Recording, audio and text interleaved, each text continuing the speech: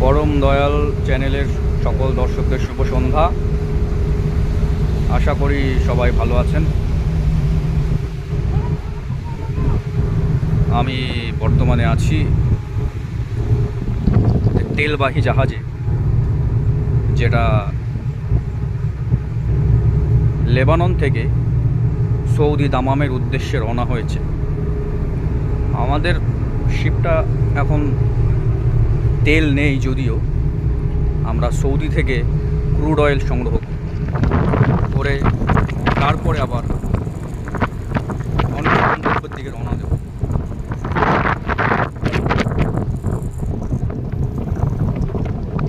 weather খুবই ভালো, তবে জাহাজে যারা আছেন তাদের জন্য ভালো নয়, কারণ খুবই উত্তাল সমুদ্র, হাওয়া